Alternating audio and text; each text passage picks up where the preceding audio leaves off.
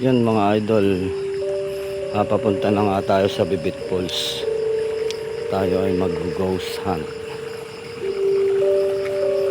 Ito yung tinatawag nilang balon, yung pinagkukuhanan nila ng inumin.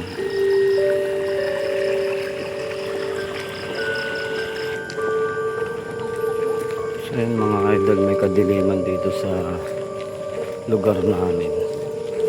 Rough road yung dadaanan, bundok kasi. Yan, marami tayong kasama.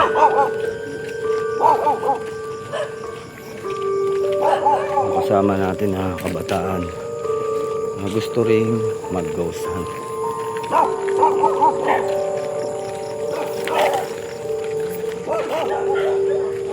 Maganda naman yung daanan dito, kahit na medyo masukal. Yung daanan naman dito ay okay naman, patag naman siya, ngunit medyo madamo nga lang dito.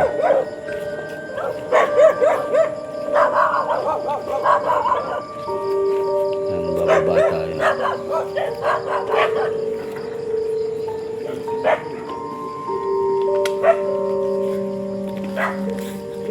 Matarik nga lang yung dadaanan,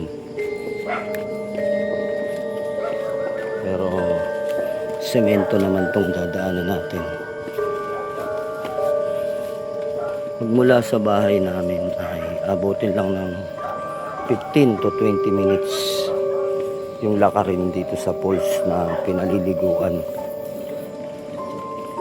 at kung saan doon tayo mag-ghost hunt.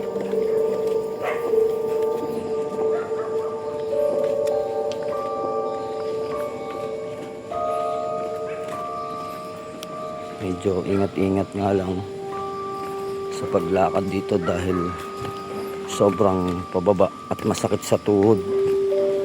Manginginig talaga yung tuhod ninyo, sobrang tarik.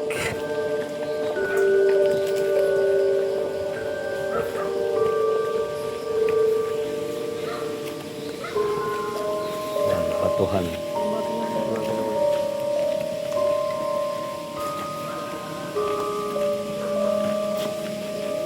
Kailangan talaga mag-ingat dahil batuhan yung dadaanan.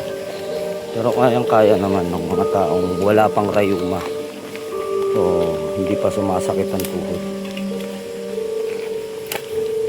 Mapapansin natin gubat na, may malalaking kapunuan dito sa paligid. Naririnig natin yung lagaslas ng tubig at huni ng mga ibon.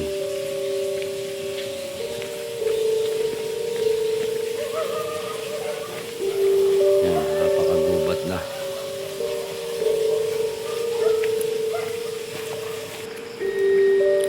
So yun mga idol, yung lugar nga pala namin ay dinadayo. Ito, bangin na to.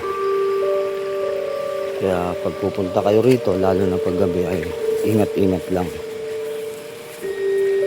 Pakaraming damo. Hindi na naman nila natabasan yung lugar, lalo na pag tag-ulan.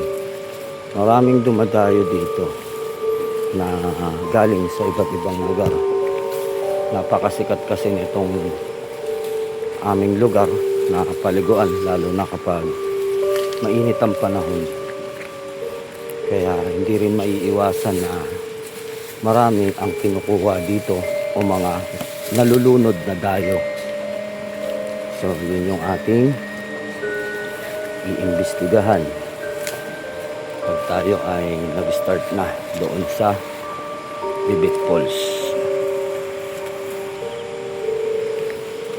At yun na nga, nakikita na natin dito yung mga maliliit na ilog. Konting lakarin na lang, lapit na tayo sa falls. Yan, ilog na maliwanag. Sa kagubatan na kami.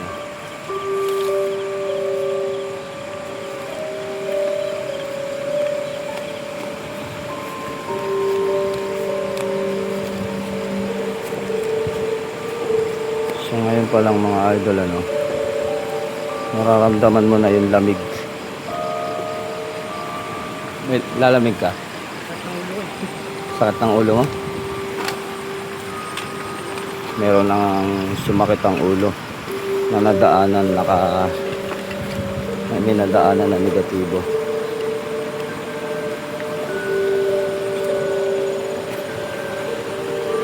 So yun, dito ako sa bagong bandang unahan. Dito tayo magse-set up ng ating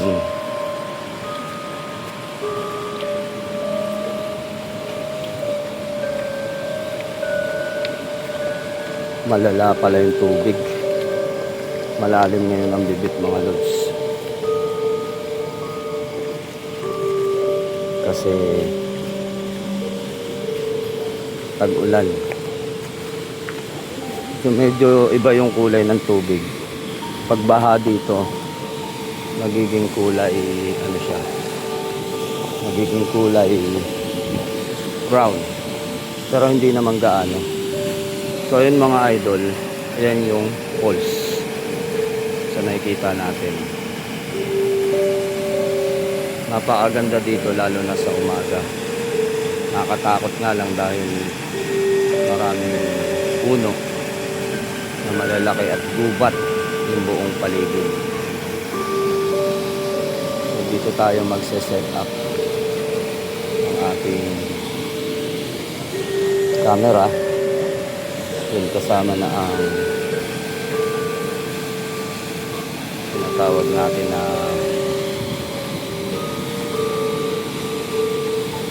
mga kagamitan. So yun, magse-set up lang ako.